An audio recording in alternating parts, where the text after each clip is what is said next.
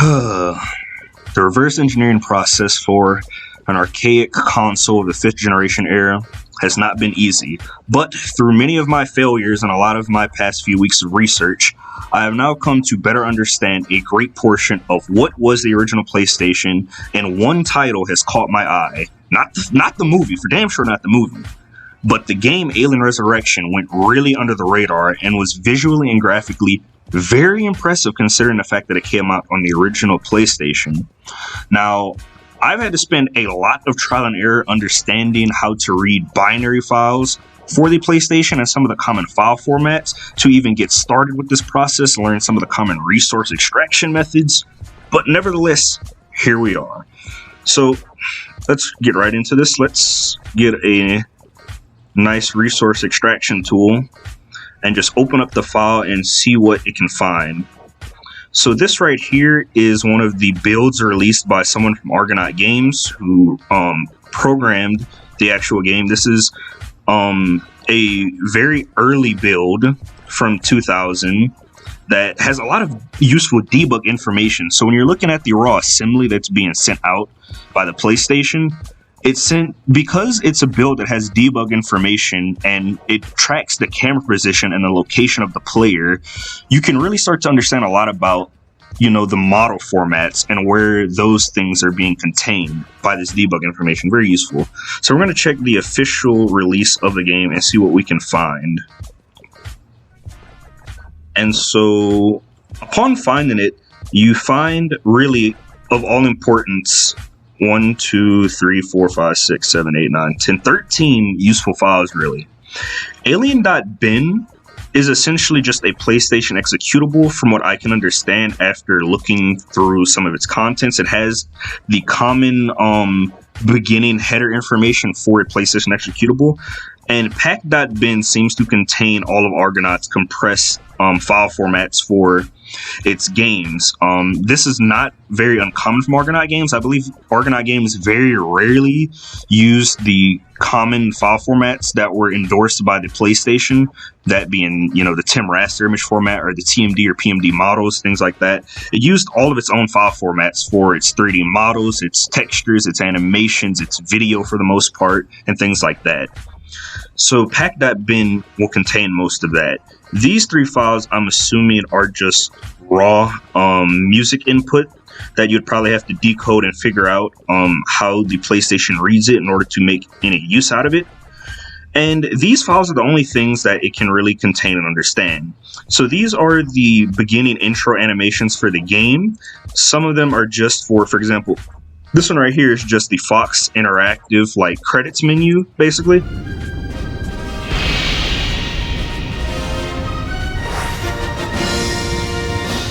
As you can see here.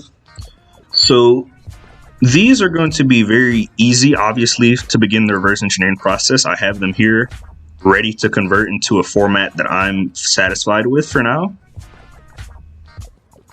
So let's grab these. I'm grabbing the wrong things. I meant to open these as well.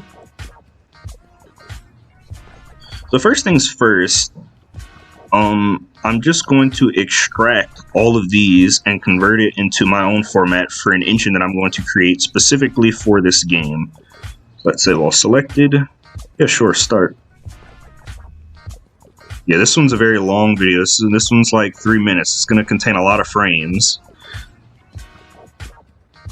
Let's wait for that all to be done. And so once we extract this, I'm going to extract these frames from these videos and use the WAV file formats. And that's going to be the first thing we're able to recreate, the beginning animations of the game. That essentially are just the glorified credits menu and intro to the game with some neat little CGI effects, right? So, delete that real quick. Okay, movie. That's what we have. Cut this. Let's go here, resources. I want it to be in here. I'm going to create a folder called animation, just animations,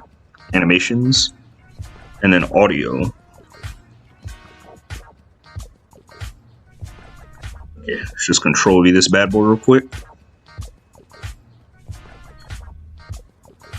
So in order to extract the frames from it, I'm going to exit out of this resource extractor for now. And I'm just going to come here, delete this now, no longer necessary. I'm going to open a VLCell media player that I've set up to be able to open these up and play them and then convert them into frames for me.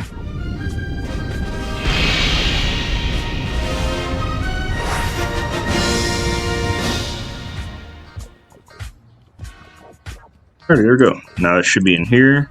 And now we've extracted the individual frames for that. Just cut that. Let's go over here. Let me create a folder.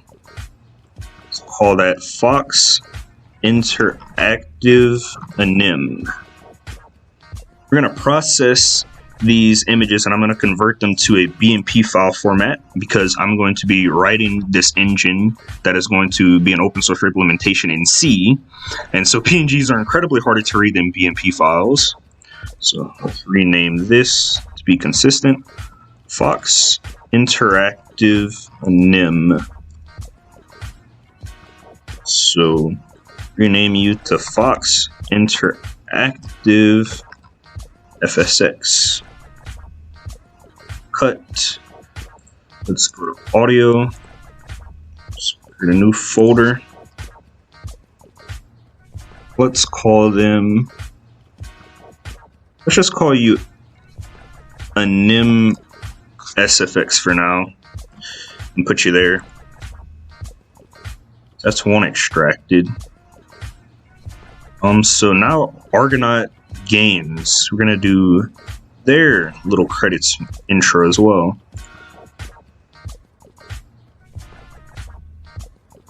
This one doesn't have any sound. It basically just converts to a black screen. It's really not even much of an animation, really. I could treat it as just like literal one image and then purposely fade the screen if I really wanted to in order to save time. Like I could just blend black naturally into this one image over time if I really wanted to. But for now, we're just going to grab it.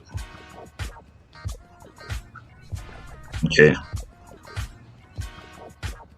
Argonaut Games Anim.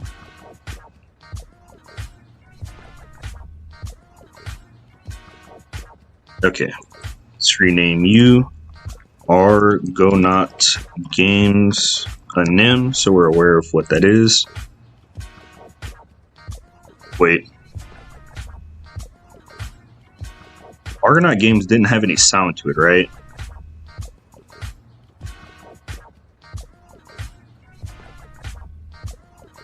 Yeah, there's literally no sound, so I'm just going to delete that. I don't really need it if it doesn't have any sound. And then 20 is what Argonauts. That's the chest burster removal in the game. If you've ever been attacked by a chest burster in the game, you should know what this one is.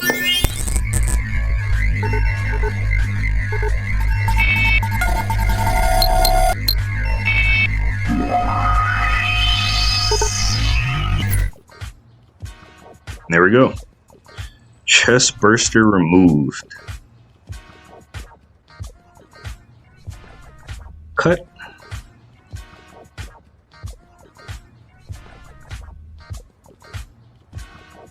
Chest burster removal anim. That should be enough name. Okay. Extract that into frames. Let's see here. Rename chest burster removal SFX. That'll work.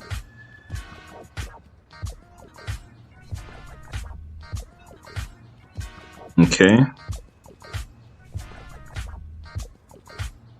Chest burster removal anim, right? That should work. Okay. Next, we have something that I'm trying to get the short ones out of the way first. This one's 22 seconds. This one's 10 seconds. This one's 1 minute and 32 seconds. This is 3 minutes and 44 seconds. So let's go to 30 next. Let's see which one this one would be. I'm getting a call. Let me answer this real quick. Hello? Yes, hello, Mr. Santoro. Oh, sorry, you have the wrong number. Okay, well, maybe you can help. We're calling throughout Louisiana. My name is Jackie. Yeah, not happening, brother. Sorry, not feeling very nice today. If you got no business with me, you got no business with me. That felt kind of mean, but it's whatever. Lifeboat explosion. That's what we're gonna title that one. Okay, so 30. Let's get that one.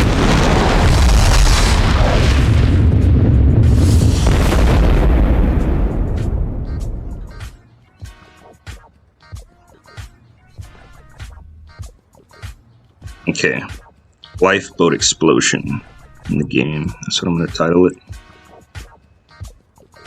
Let's come here.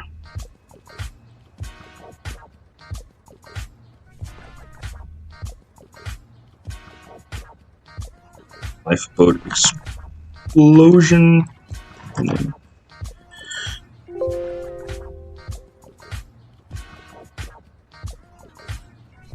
Okay.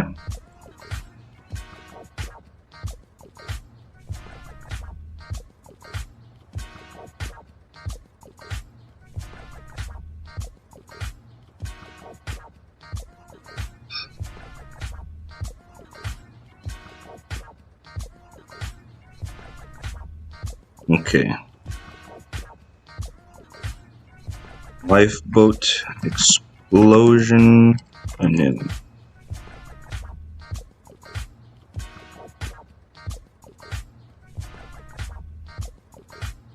that's the next shortest one, 22 seconds. What should I name this one? Lifeboat escape? Yeah, I'm just gonna name it Lifeboat Escape. Lifeboat Explosion, Lifeboat Escape.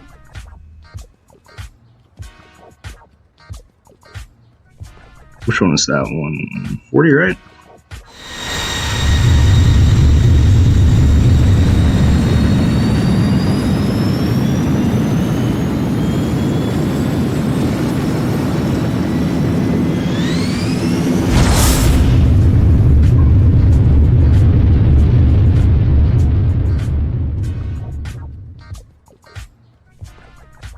Okay.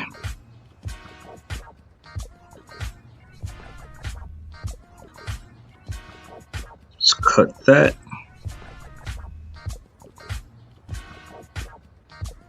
Lifeboat escape. Womp.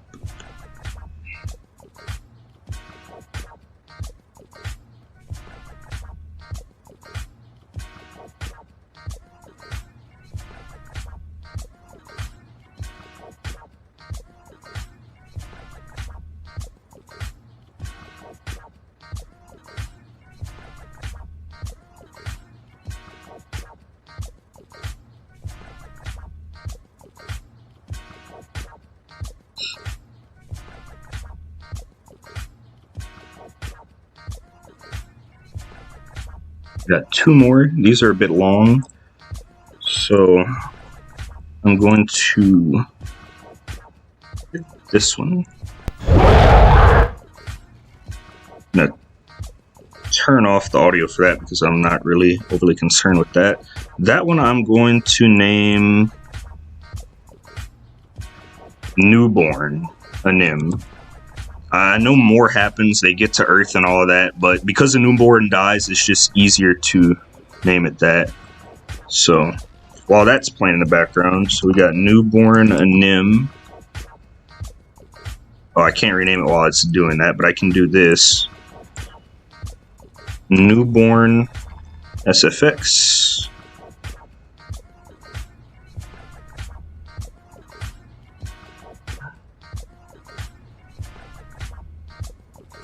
here. Okay, I just gotta wait for that to finish. And then lastly, we got this long ass intro that is over 3 minutes long. I don't think it's actually that long. I think a lot of it's just black dead space. I think after like a minute and 30, it's basically over with. Hurry up, finish. Please, I beg of you. I'm trying to move on to greener pastures here.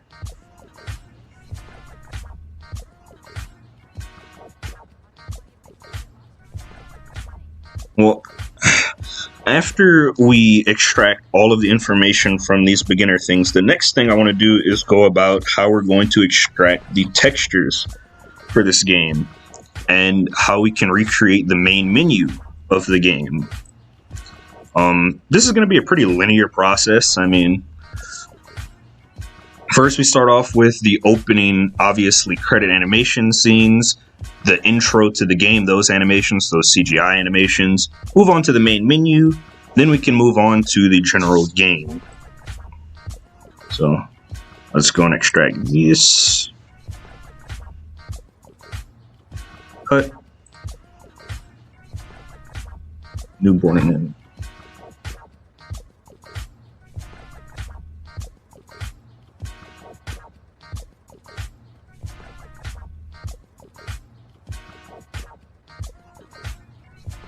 Okay.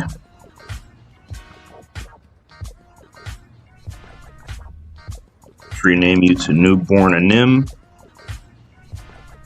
Then lastly, rename you to AR Intro for Alien Resurrection Intro. That's basically the intro of the game.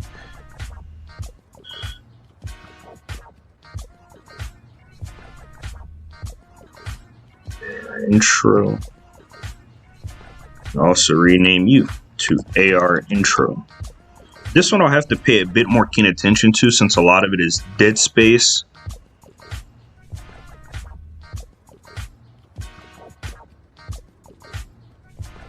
So I'll just need to make sure I keep tabs on that. The next thing that we need to do is we need to open up our emulators.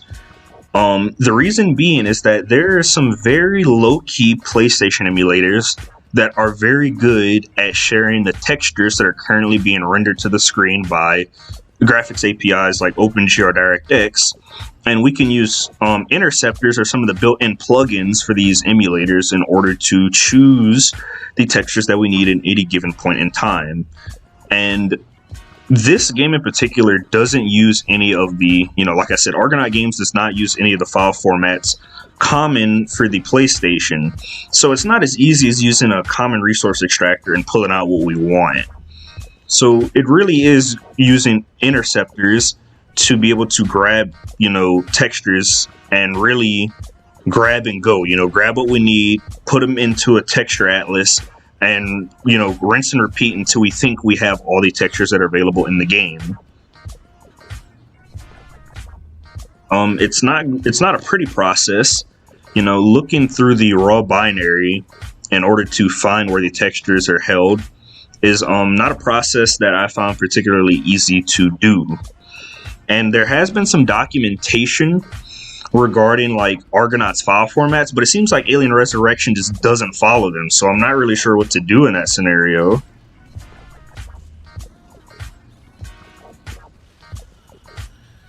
That's creepy as all be my. That was very disturbing.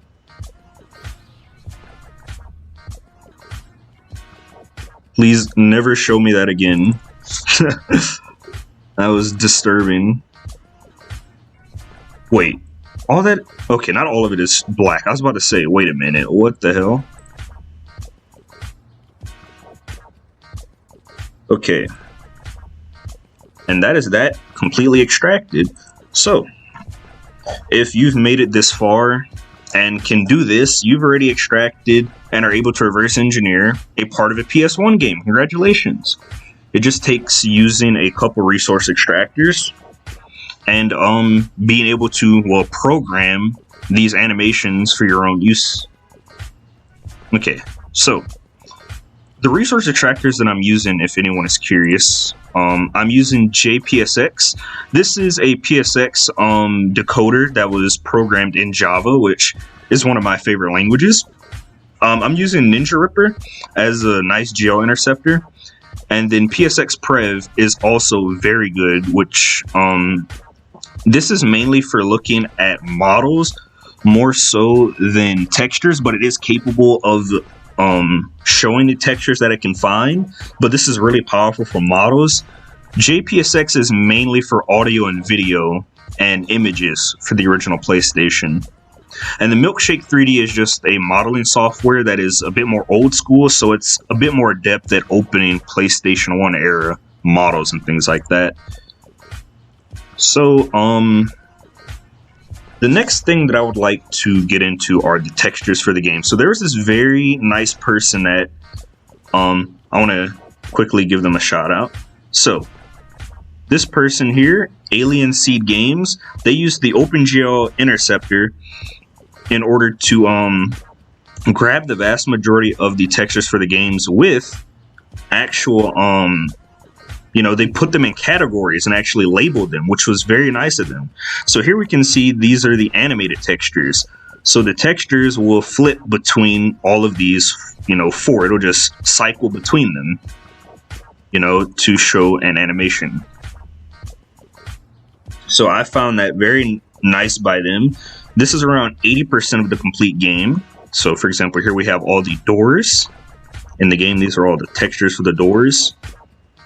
So when it comes to the models for the game, this is going to be an even more gargantuan task than the actual textures for the game. But as always, I have figured out and I have prevailed even further. So next thing we want to get is the graphical user interface. So let's open up No Cache PSX, PSXE. So this emulator is very adept at finding specific instances of some of the sprites that we'll be needing from the actual game.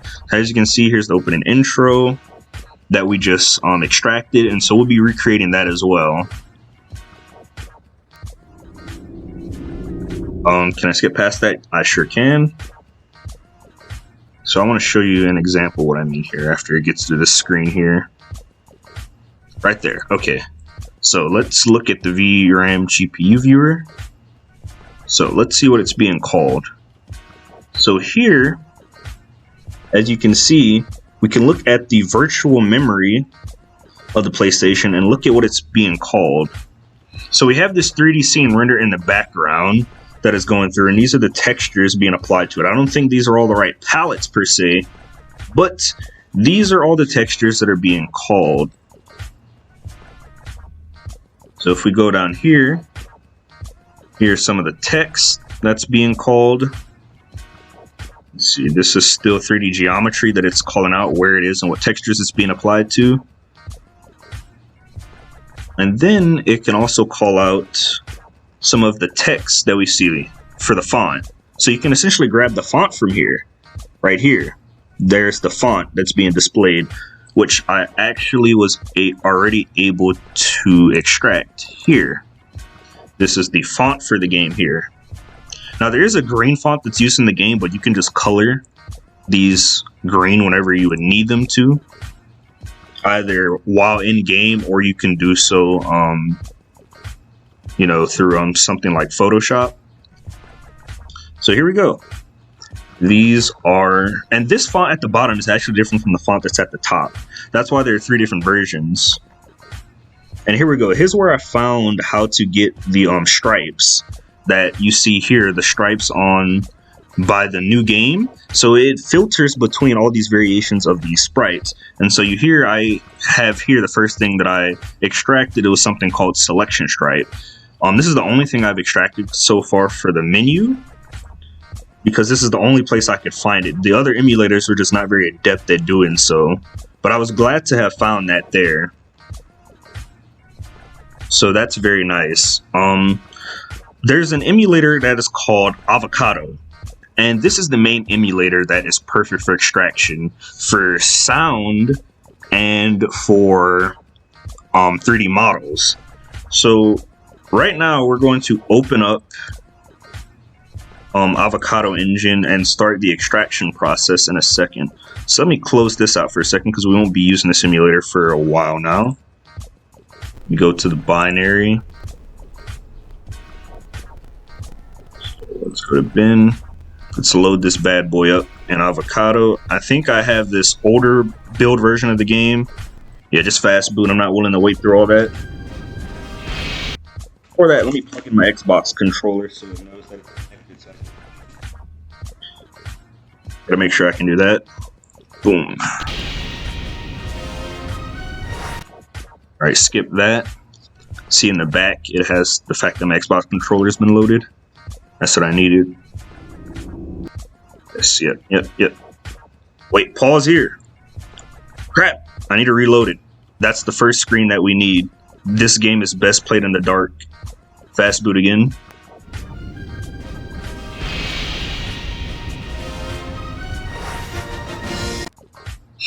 One of the great things about this emulator is the fact that we can take what is called a 3D screenshot. Before I start talking, let me make sure I grab this. Okay.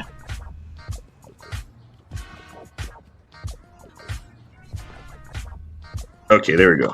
So, Windows Shift S. Make sure I got that.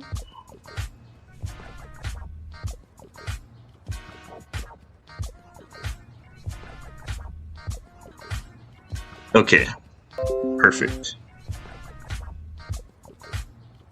Yep, that's fine, So let's go in resources. So we have audio font GUI.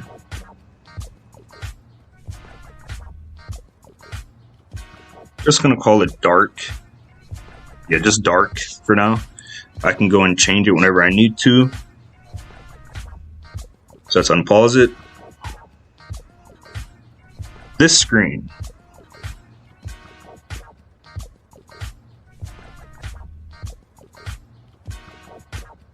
That green bar I can fill on my own. I can just handle that on my own. Let's see. Let's do a tiny bit of cropping. Not too intense.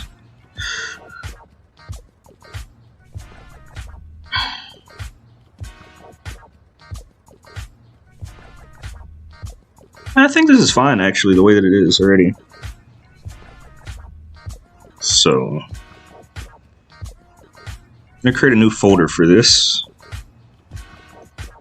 And we're going to call it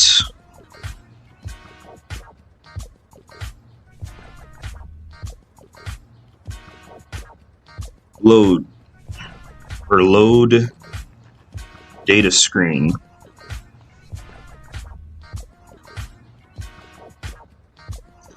Load data screen for now. Alright, unpause it, and it just uploads the green bar, which we can handle on our own. So this is another menu that we'll need. I'm just going to pause it here. Even though we won't really be needing the background, because it's a 3D scene rendered behind it, I'm going to Photoshop all of that out. The middle part, I only need really the top and the bottom portion, but I digress. Boy, Windows, what are you doing? Windows Shift S. Come on now. Alright, let's grab what I need. There we go.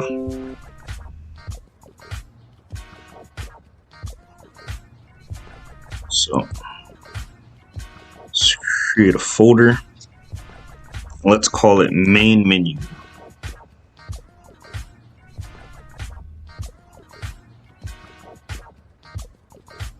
So we can have a hierarchical system. So inside main menu, we have the ability to make a new game, load a new game, and we have an options menu. So let's see what it's like to load a game. Alright, we're meted with two different things. Let's see. No animations, it's really just load card slot 1 and 2, and it just highlights them. So one is gray, or it's just that one gets highlighted, really. You can really boil it down to that. But because they have 2 states, I'm going to make sure that I capture... Oh, that's a really bad shot. Yeah, that one was particularly bad. Window Shift S again.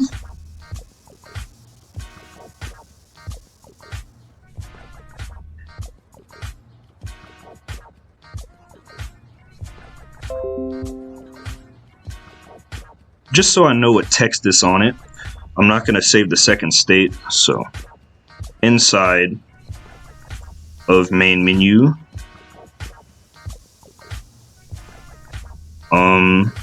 we have 3 branching options. One is going to be load options menu.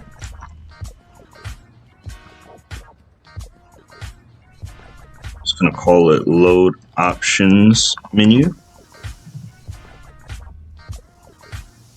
To be able to save, no memory card detected. That's because the simulator doesn't have it, but we can get another emulator to specifically make sure that we can do more than that. So let's back up. So now we have our options menu. Let's say what our options menu looks like. We got 1, 2, 3, 4 different options. So let's screenshot this.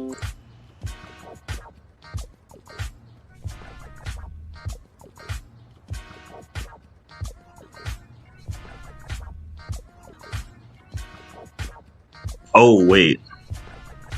This was supposed to be the load options menu. Oh, I am bugging out right now. Bad. Okay, let me just name this load options real quick.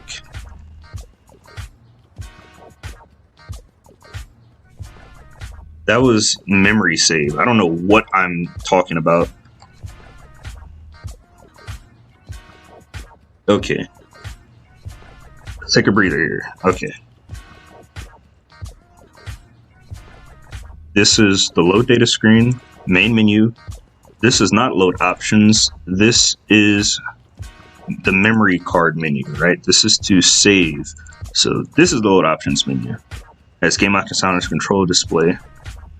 And this main menu, it said load game, so I thought it was load options. I'm gonna say load game menu. Load game menu. And this one is actually the load options menu. That's where the confusion came from. Okay, that makes a lot more sense. So I know that display controls only has one menu. This is it. This is the only thing that you can do. It just gives you, it says play game in darker mode. Game equals fun if you play it while, you know, playing in the dark, basically. I'm actually going to retake that one because I think I'm a pixel off, which sounds petty, but it don't matter when switching between these menus. It's pretty noticeable when you're a pixel off of something.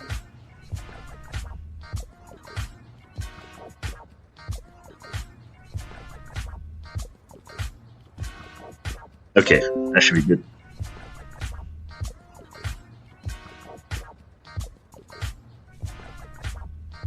How did it bring me here? Res textures. So main menu, load options menu, and then in the load options menu, we had the display menu, right?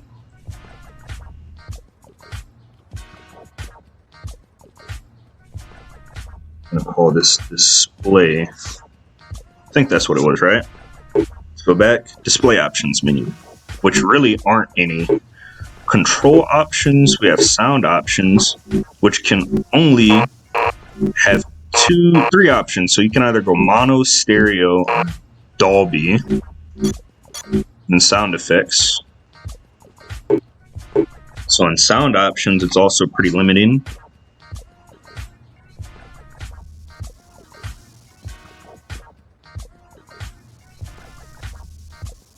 because I'm going to do draw string functions, I'm just looking to grab some of these, like these little black things there, and isolate them from the rest of the image and Photoshop those. So this was the sound options menu. Sound options menu. So load options menu, we have the sound options menu. Let's create a folder for that. Sound options menu. Oh, I need to like Photoshop the bottom down there, crop it a tiny bit. Womp. There you go. So let's go back to the main menu for a second. So we have the load game menu in the main menu, right? Load options, and then we just had the options. So main menu, we have load options, and then load game. Right, load game, load options. Load game just has these two variants, which can't export any further using this simulator because I can't save data.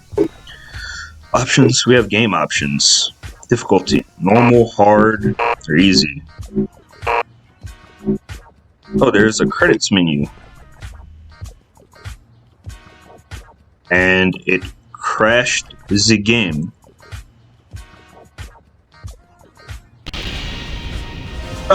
Whoa, it actually crashed the game. I'm not sure if that's a bug from the simulator or if that's actually a bug in the game. That'd be funny. I know that there are bugs in this game that have existed for like 20 odd years now. I don't think that was one of them though, but that's interesting.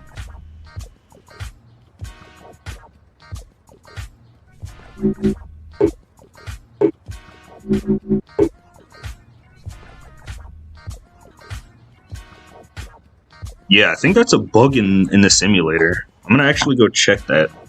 EPSXC. Yeah. Let's just run this ISO real quick.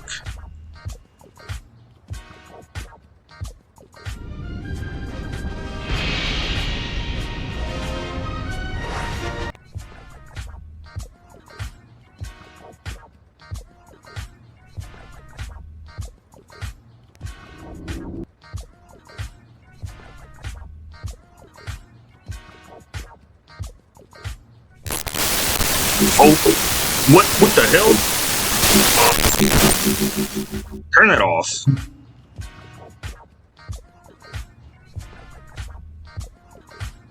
Okay, so there's a credits menu. I gotta remember that.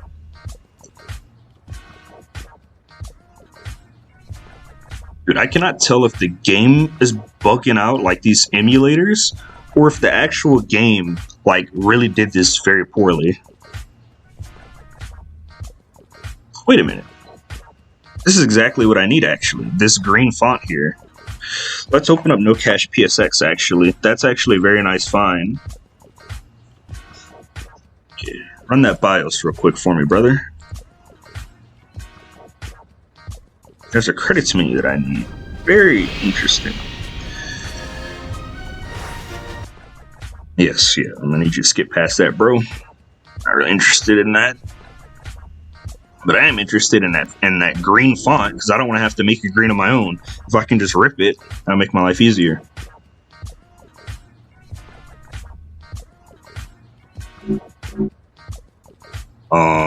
Options, all right.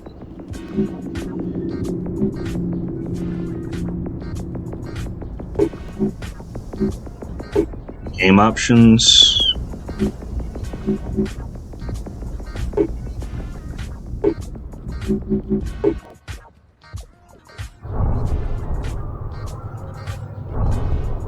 Okay, let me stop it there.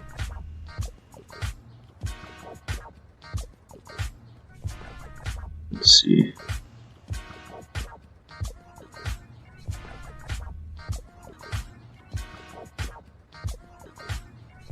Okay, so yeah, it is just a color palette for these. It just greenifies it, but it's not actually going to show me that color palette.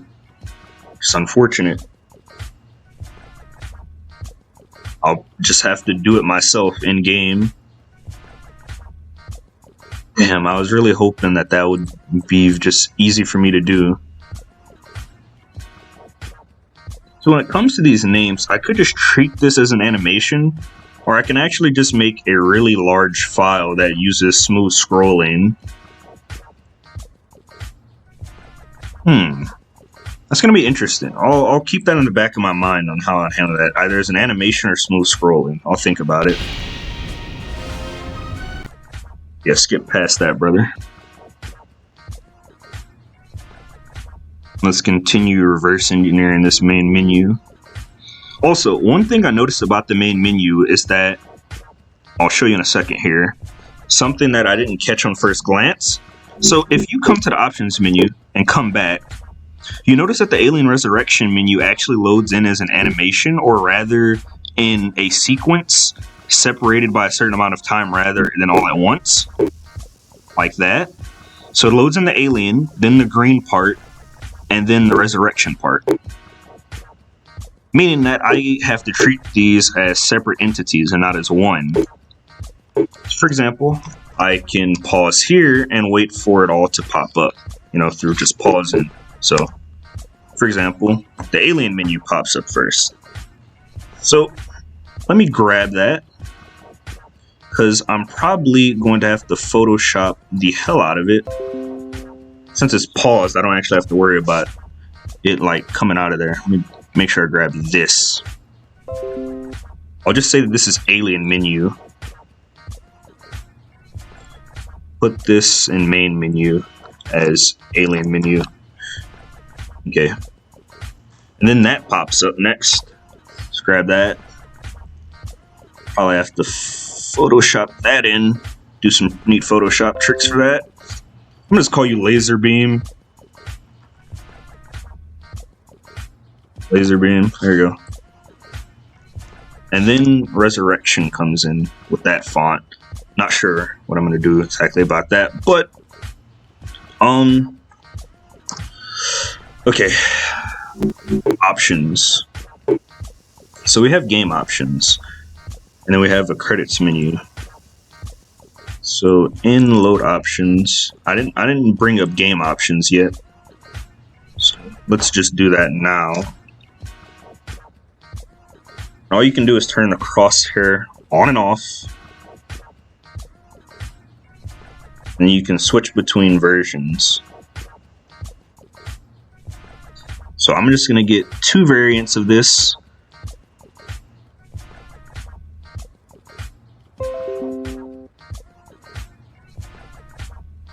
So game options menu. Game options menu.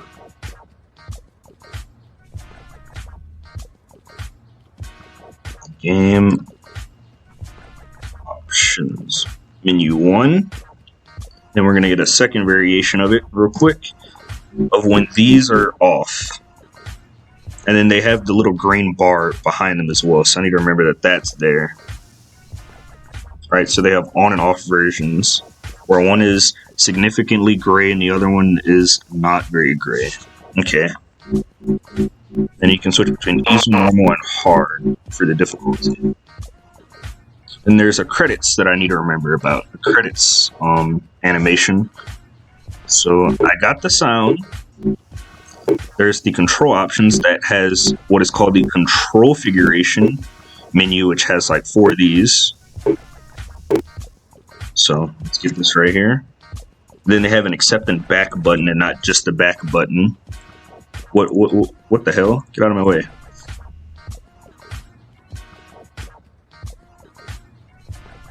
Boy, Windows, what are you doing, bro?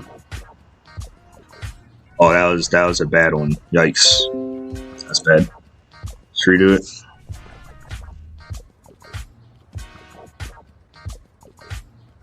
Make sure come way back here.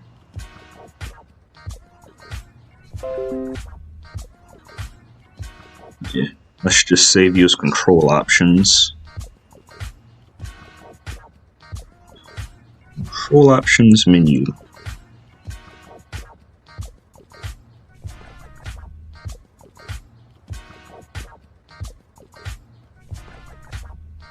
Control options menu. Then we're going to have a controller configuration menu. So let me already get that one set up. So in control options, we're going to have a controller configuration menu. Controller configuration menu.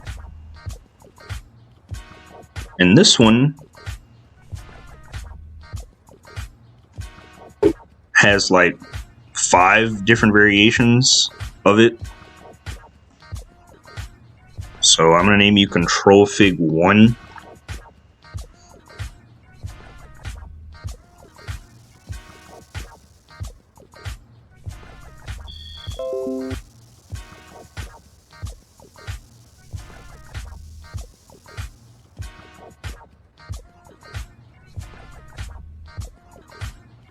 So what's the name? Control Fig Dual Stick 1.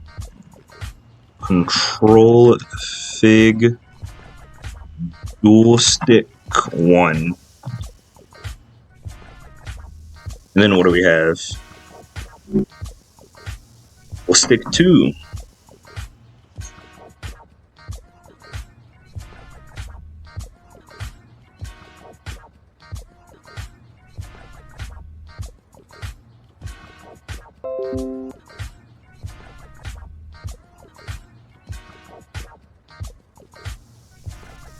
Control Stick 2. Then they have the same version, but a third version. Dual Stick 3. Very original, guys. That was a bad one. Yeah.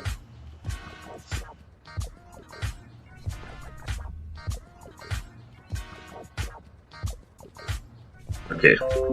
Third time is the charm. Configuration 3. Okay. There's a fourth. Okay, then we get the single stick. Okay.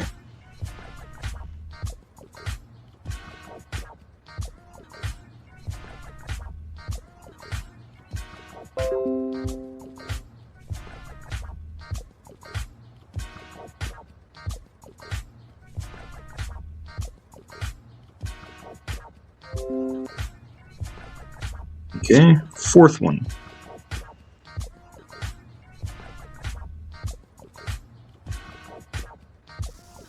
And they're single stick 1 and 2. Okay. And this one has a different option. Hold blank to display combo controls. Ah, you can do this. If you hold this, it'll display combo controls. Interesting. Okay.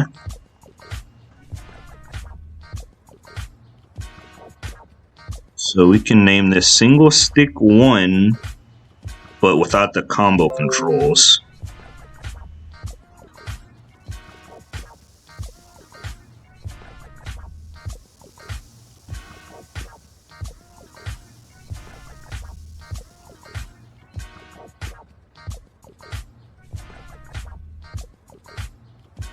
And then, damn, holding it with the combo controls is not going to be easy.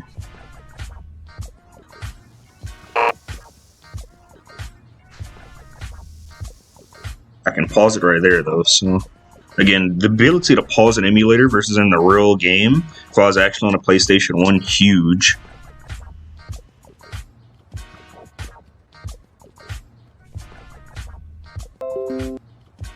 So I'm essentially going to name you the exact same thing, just with the word combo after. Combo. And here, single stick 2.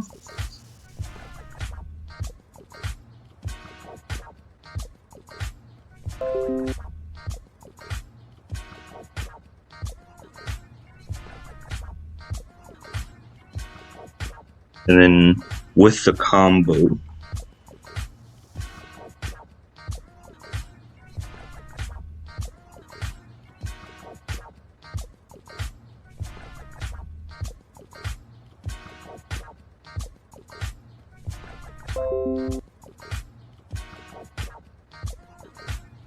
So single SIP 2 and that combo after it.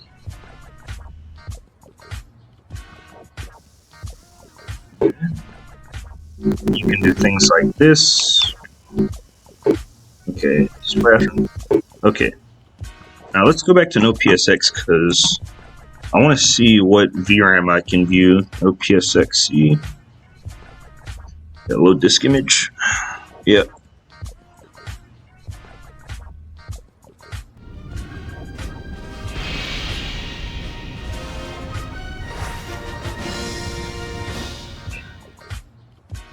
You skip past all that, brother.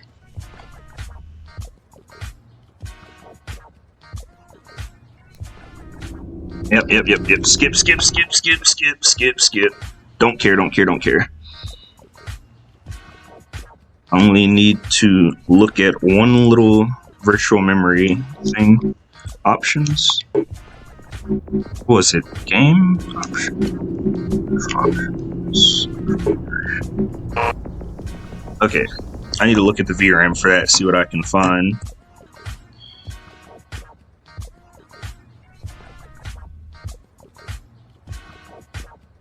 Okay, that's the back scenery. Not interested in the back scenery.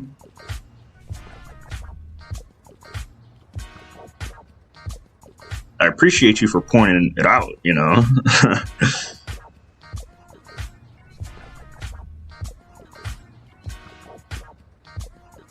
Let's see. Quad draw text is not what we need. Quad text. Yeah, this is what we need.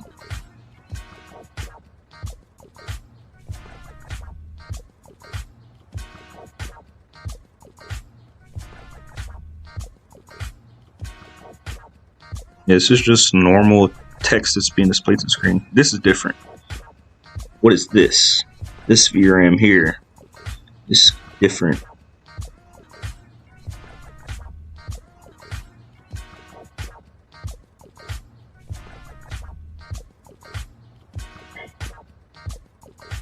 Interesting.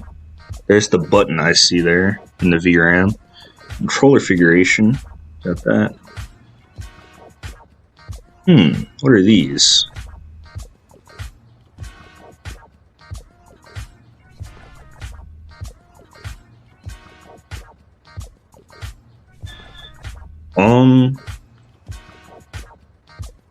Let's see. Describe you.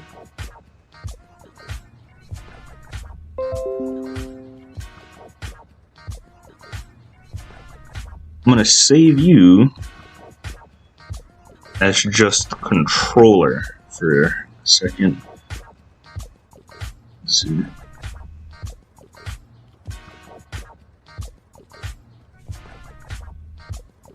And open you real quick. Let's zoom in here. Yeah, I can Photoshop all that out of the way. I need these things, these little crisscrossy things, because they point to different things.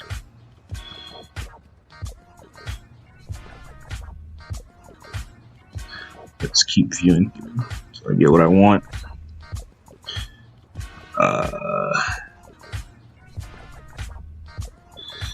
Can come after these bad boys here. I'm just gonna name you pointers, not in the programming language sense, but yeah, pointers. And then they have these arrows as well, right?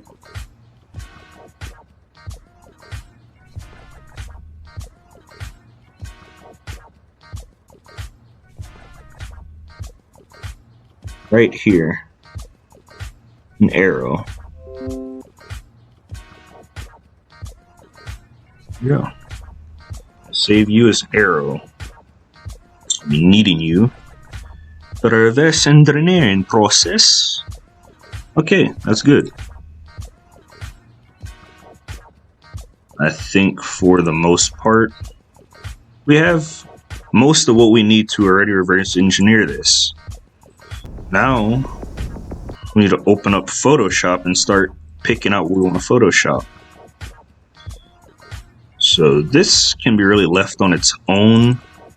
Load data screen can be left on its own. We just need to Photoshop this out. So we can start off at the very first screen. Again, I know that there's no programming going on, but the reverse engineering process is much more than the programming side. The first side is extraction of the assets of the game, all the resources that comprise the game first. Obviously, you can't have a game without having all the assets. And the graphical assets are by far the most important part.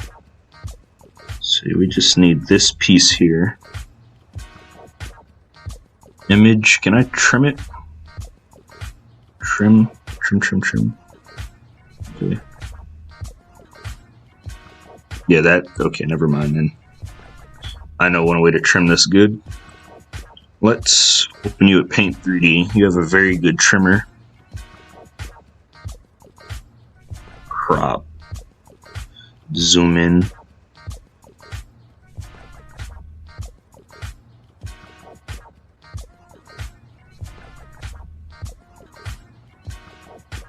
Let's come here. Boom. Does it need?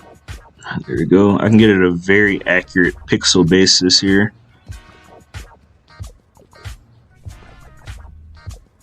You there.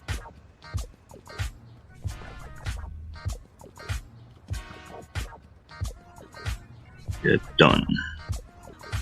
There we go. Save as. What I'm gonna name you?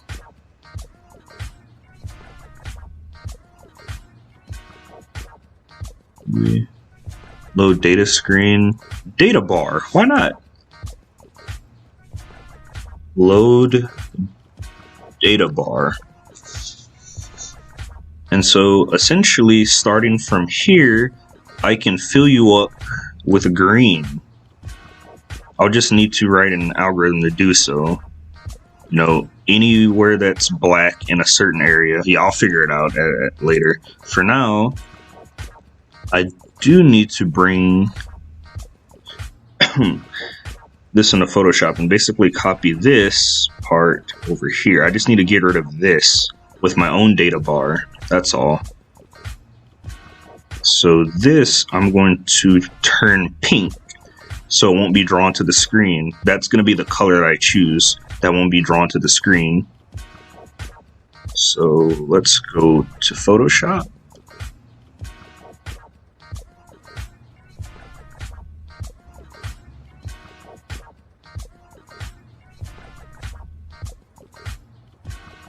So I just need to choose like pink. Let me choose an RGB. Where's pink at? Let me get like a very nice pink color. Like around here.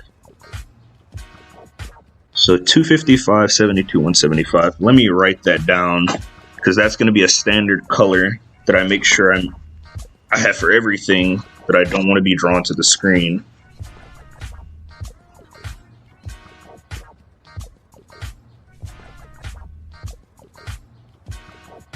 Can I put that at in my tablet? Here. Be fine.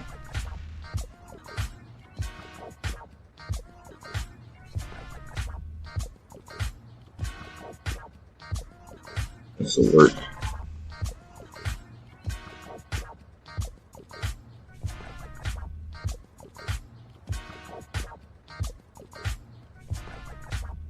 $255. 72, 175. That's gonna officially be the RGB that I use to determine what I draw and do not draw to the screen. So let's zoom in by around 500%. Come here and fill you with that pink color, my boy.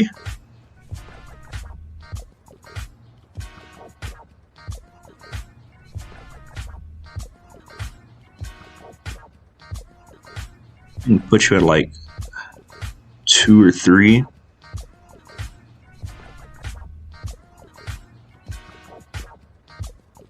In the reverse engineering process, it's not the easiest. It requires grit. and a willingness to go through some very arduous methods like this. So let me Control Z that. Yeah, getting that green portion is going to be a bit of a bother.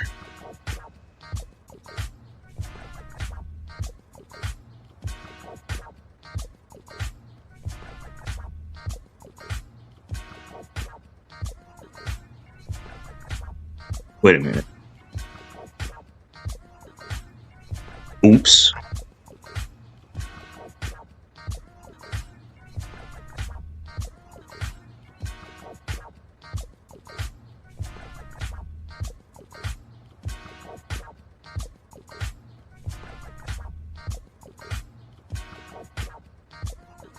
Okay.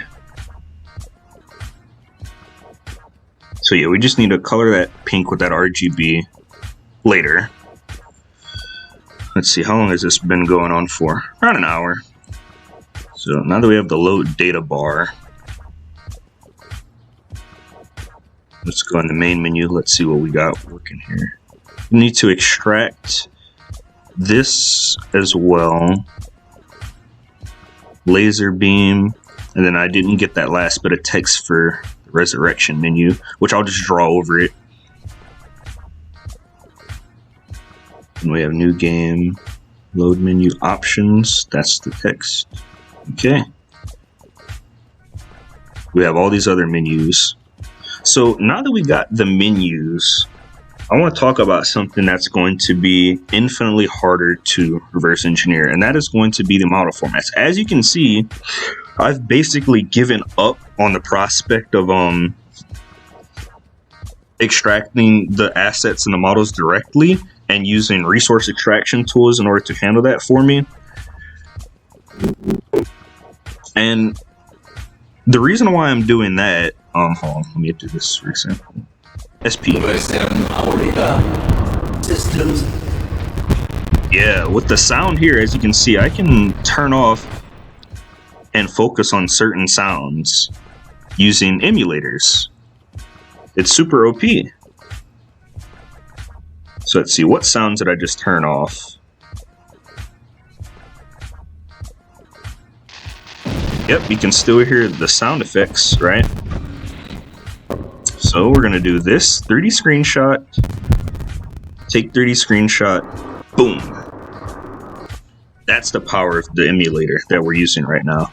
So if I were to go into Windows, Users, and I went into my desktop, we just called a GL interceptor, which intercepts OpenGL function calls, and then is able to process that into images and models. So if we open this in a 3D model viewer real quick,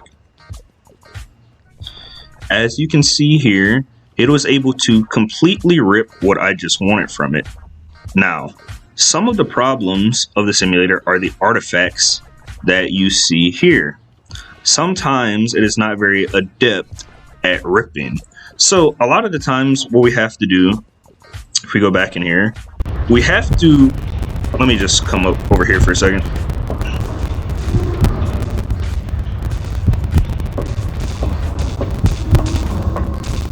We have to play around with it in order to get it to what we want. So if I disable fog, you take another 3D screenshot.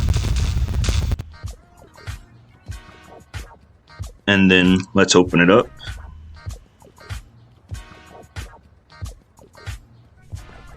Here we go. As you can see, sometimes it has trouble intercepting all of the geometry that I would like it to be calling. And that is because with the geo-interceptor, it's not always the most accurate form of trying to extract the game. I think there's also something wrong with the emulator. It's not doing everything correctly. But let me try and take another 3D screenshot. Take 3D screenshot. Boom. So now let's see what it was able to extract. You really have to hope that you get a really good call you know, more often than not. There we go. That's a much better call this time. And really, it's trial and error through this. Now, while there may appear to be some artifacts with the stretching of some of these planes, that's actually just because that 3D model viewer is kind of garbo. So let's just open it up in Blender instead. Blender won't be able to find this here, so let me just paste that in my desktop real quick. Okay. Import. Okay. Alright. Let me just scale this down so we can see it. The PlayStation scales up its models quite a bit. So let's turn on the textured mode and let's look at it. So let me do this real quick. Tab A. Move. Let me move it closer to where I can see it. A. Tab. Okay, now we're back in object mode. So as you can see here, here's what the geo interceptor was able to extract. And it was able to also extract the textures. And we can use these. And then so the lighting, unlike in the game, is a bit off. And that is because what is being called from OpenGL is different from the game. So the game, I'm assuming, uses a technique called static light shading, where it uses a light map in order to determine the lighting for these surfaces. Now, also in Blender, I think I can also go and play with the lighting as well. But what I've done is that I've downloaded, you know, some default Quake light maps, and I've played around with some of that. And I played around with some of the light maps to give static lighting to some of the objects in a 3D rendered scene. And I'm 50%, well, not 50%, I'm 70% sure that Alien Resurrection used a combination of light maps for static objects, and for moving objects, they used dynamic lighting in order to conserve on CPU cycles. I'm assuming. I haven't looked in the game files enough to be able to confirm this, but I'm assuming that the way that they're getting the lighting from this is to be able to get the lighting on some of these surfaces is to use a light map. So another thing about the game is that obviously the geo interceptor can only pull in what is being called to the screen, and because of the emulator and because of the way that the game files are written, a lot of geometry of the world is being called or not being rendered to the screen unless, you know, for some reason it's being clipped, called. You know, I disabled backface culling, so a lot of the back faces are being called, but whatever the character isn't visibly seen won't be called to the screen. This is kind of where my character was. So, unfortunately, I'm going to have to use a heavy trial and error based method in order to really grab all the world geometry and split it apart, because obviously in order to get collision working and get some of the game objects, I can't just have this big ass rendered scene, right? I have to take what I need doing this, right, and cutting the vertices that I need. For example, let's say I only wanted these beams, for example, right? I would have to come here and then delete all these vertices and rinse and repeat until it actually does that, right? Let me Control Z that back. Right? So I'd have to do that until I had what I wanted, because some of the game objects, for example, if we go back to the textures, are things that I need to not be in one big geometry pool. The doors, for example, need to be considered independent game objects from the screens, or the signs and the carts here, the crates, need to be considered separate game objects because you can interact with them, right? So there's going to be a lot of trial and error with this method, but because I'm not sure how to rip the models from the game, and quite honestly, it is not in my forte to be able to look through disassembled code, this is the best alternative that I have right now. So that is what I'm going to be doing in order to get all of the 3D world geometry.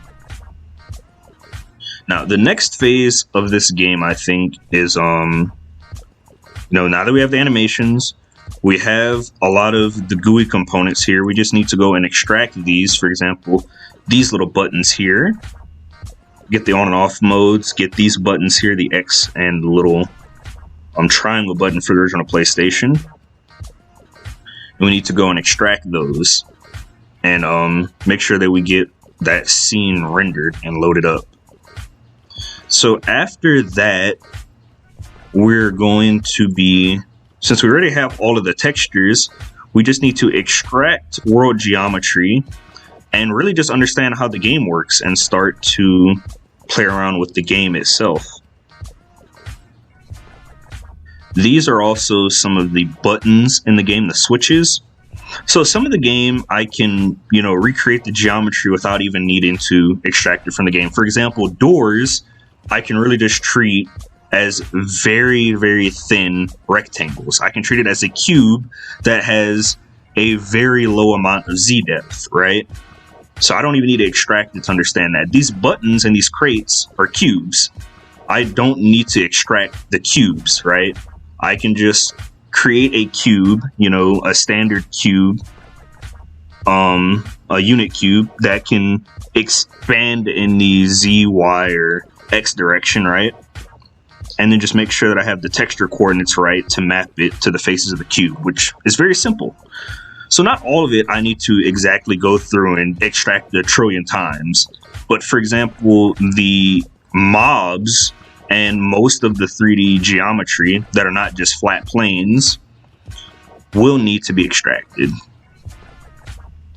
So that will probably be the next part. So the last thing I'm going to do here while I'm spending an hour doing this for the moment is extract this and make sure that I show how I enjoy doing that, how I'm going to get these arrows and things like that, how I'm going to handle this, which is simple. I'm just going to pink out a lot of these parts to make sure that when it's being called to the screen, it won't render it. So if you want to see a current project that I was working on to test this, I was actually working on an evil tyrant engine. So this is something I was working on for loading images, performing transformations on them, working on some basic rasterization functions. And I think, I have my keyboard input working. WASD pressed, up, down, left, right. Then buttons that are being pressed. And then that's being called. So, I'm just going to extract these. And then I'm going to work on recreating the menu and start working on actual programming side of things. So in the load data screen, we have the load data bar, right?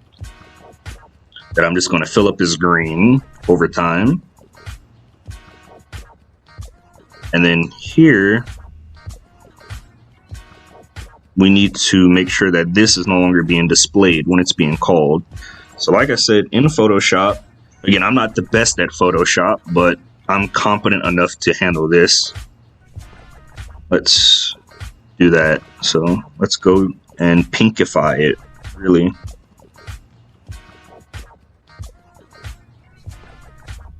What happens if I do this? Paint bucket tool.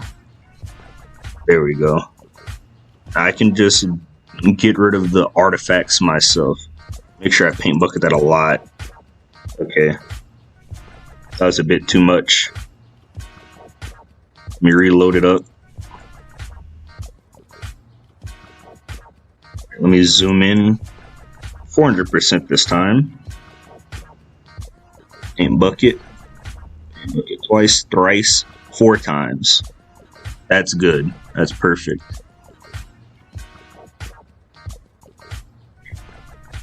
Let's zoom in 900 now. I can go handle these artifacts myself.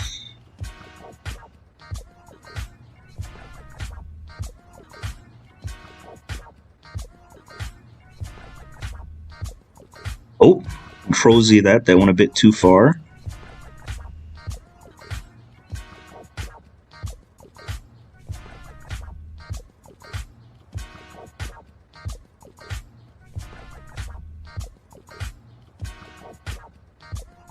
Okay, make sure I don't screw anything up majorly.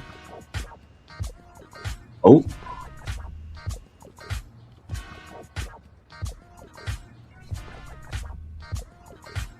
Oh.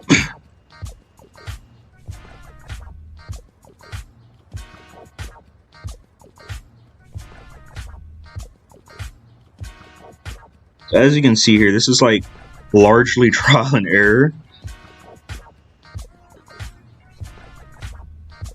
Make sure I get that.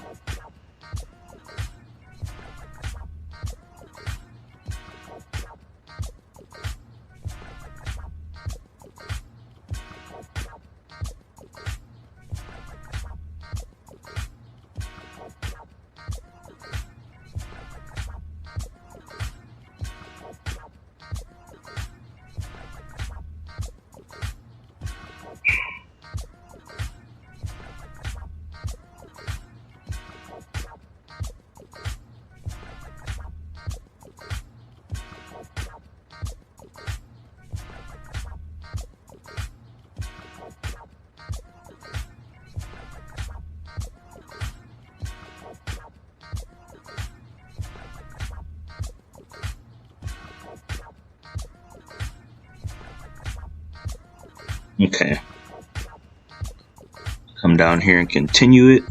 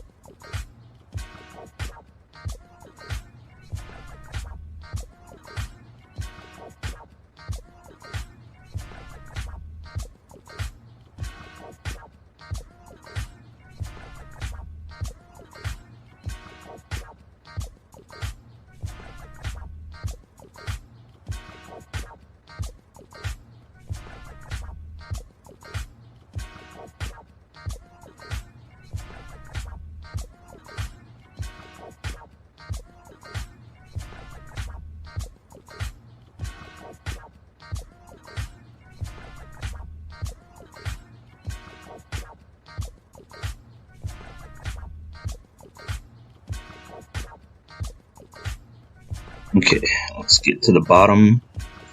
I keep screwing up.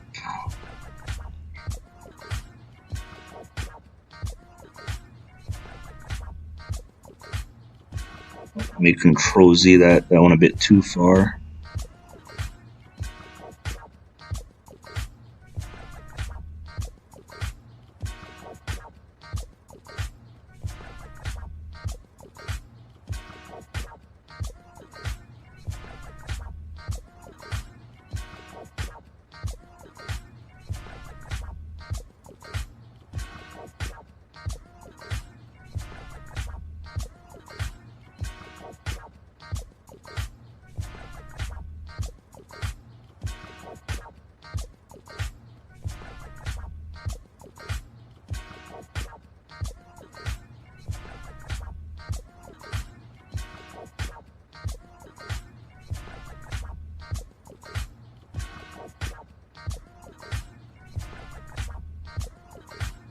Okay, let's go back to 100%. So that looks like. That's fine. Let's save as. I'm just going to save it as a BMP while I'm here to make my life easier.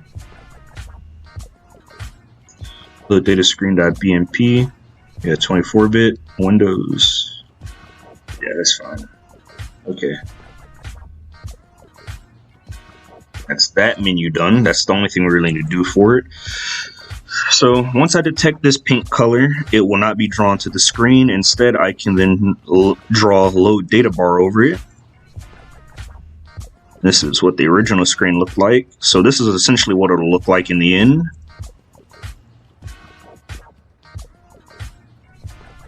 So that's load data screen. These selection stripes, I will need to grab them individually and it'll iterate between these in order to draw them. So when you see like this, when this little green bar is over it, that's essentially what it does. It kind of animates between them. So we got the main menu here. So the main thing about these menus is really getting rid of all this background stuff, right? Because for the most part, that is unneeded, I would say. Really, this is 3D geometry. When recreating this menu, this is some of the beginning 3D geometry that we're going to recreate, because this is not an animation, by the way. This is like a camera being sent through actual 3D geometry rendered into some little viewing area that is specifically for this main menu screen. And there are actually variations of that, by the way, in this main menu. So we're actually going to need to handle that as well. So let's see, load options menu. You got game options, sound control, display. Load options, I'm missing control and game. I must have accidentally put it somewhere else. Oh, here it is. Control game. Cut. Load options menu. Paste. Here we go. So display menu is easy. It'll just go to this. You got control menu, which will have these control figurations,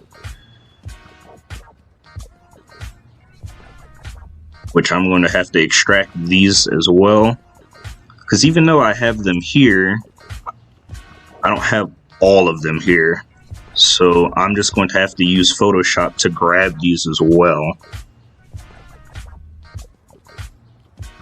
And then of course I need to grab these buttons. So I'm actually going to do that right now. Why don't I grab these buttons? So there's the back, there's the hold button, and then there's also the accept button. So let's open this up in Paint 3D. I'm going to come to the top in GUI. I'm just going to call these buttons for the PlayStation. Okay. Let's go here. Put options, control menu. So we're only really dealing with like 3 types of buttons. So let's say that with Paint 3D. This amazing crop feature, and we should be able to just grab these 2 buttons here.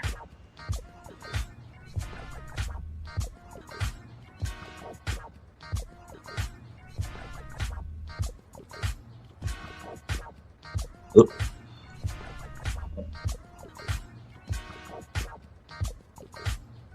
Done. Say this image. We're gonna call you O button.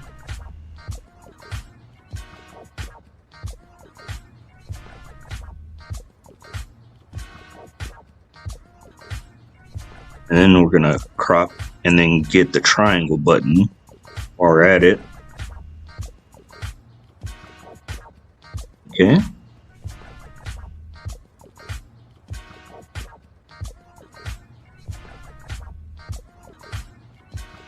I think I'm missing a picture. Here we go.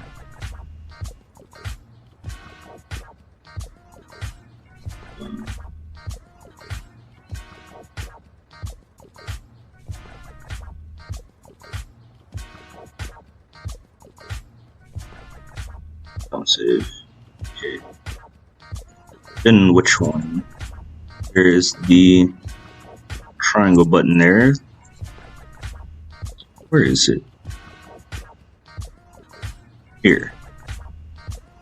The X button for accept. Okay.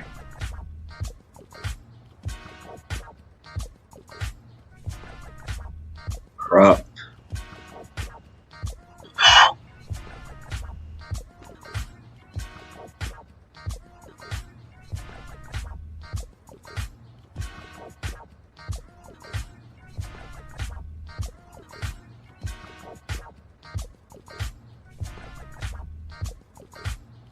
There you go. Done.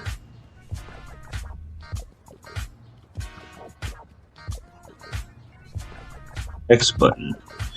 I think those are the only 3 buttons. I could be wrong.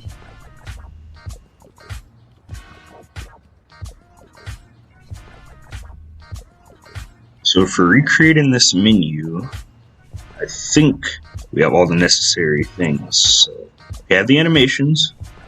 We have the audio for said animations. And then once we get into the interface, we have the data loaded screen, we have the bar, we have the actual screen that will not draw this, so we can draw our stuff over it. Main menu.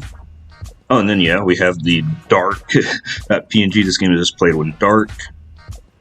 Selection stripes, so we have our buttons here. Let's see.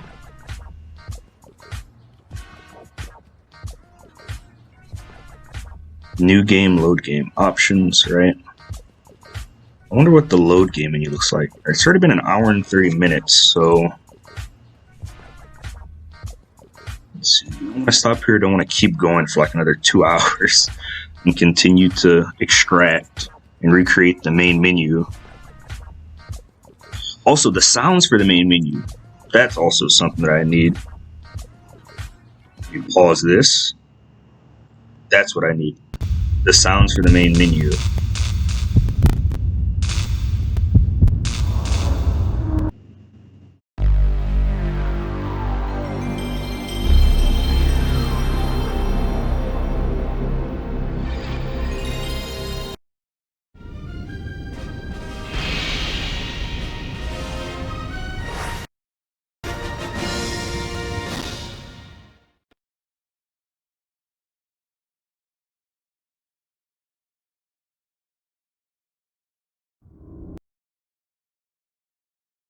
Yep. This game is played in the dark. Loading, uploading data. New game, load game, options. Game options.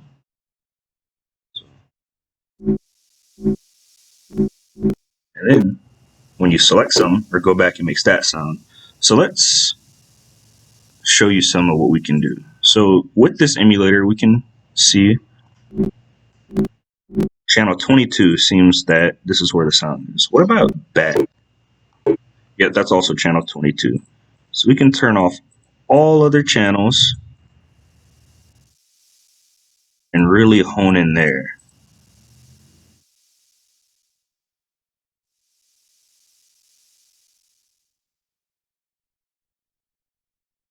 So let's pause.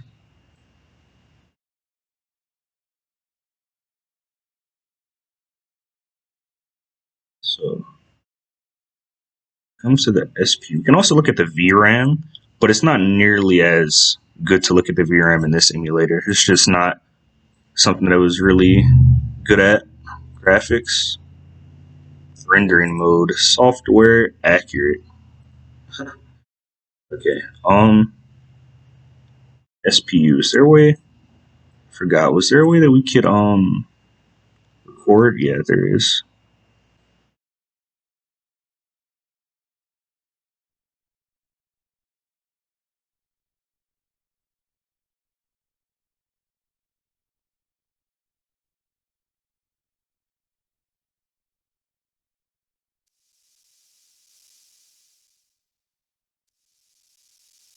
Not letting me get in the game.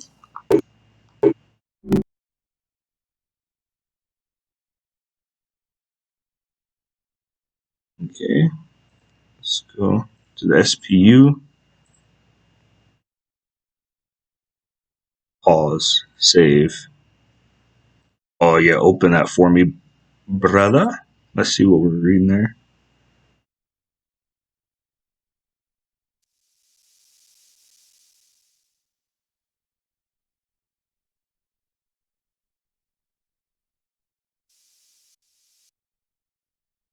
Yeah, didn't really pick up on anything that we were doing there. So before doing that, You see? Look, it has a demo. And then when I stop doing the demo and I come back, it's going to, the 3D scene that's being rendered is going to be a little bit different. Oh, well, this time it's the same. It's still Ripley's. Yeah, I can't hear anything now. Let's test it out. Let's check the channels. And now it's being loaded to a different channel. That's interesting.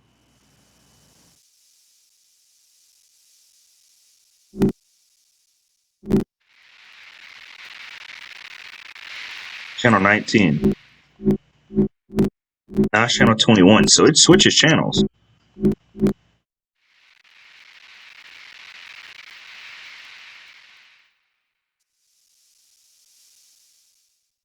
Pause emulation real quick so I can get to the recording. You're recording.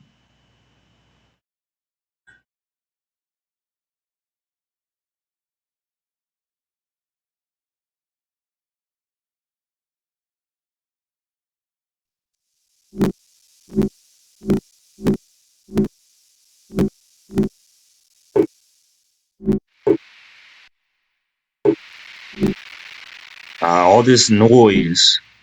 There we go, isolate.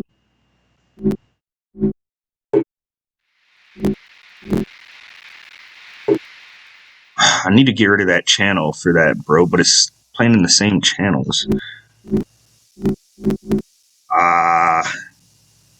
It's gonna be hard to isolate them like that.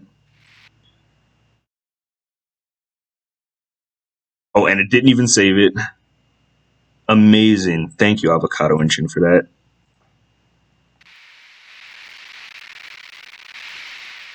Yeah, I'm gonna need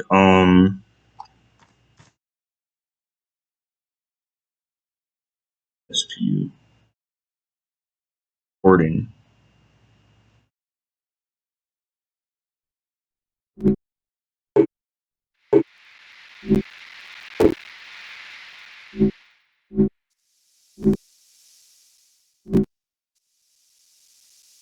Because these sounds.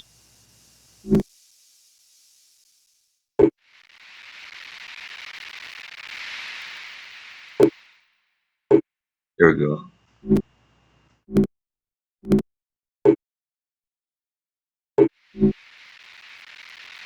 Save. Okay.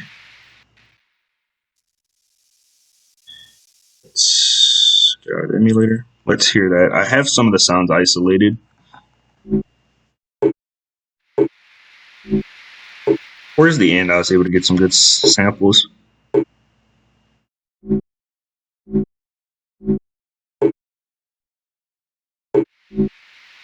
Yeah, towards the end. So I'm gonna save this as menu SFX. And we're gonna go and crop that later. So let's drag this in Alien Resurrection. That resources. Let's go on the audio. Only really 2 menu sounds, so this is only going to turn into 2 different sounds. But that's a little bit of the audio there. I think I'm just going to take a break here because before I get more into the GUI, I'm actually going to have to create an engine to display this graphics to the screen in the first place. And that is going to take time, and I'm going to have to get into that later after I've eaten things.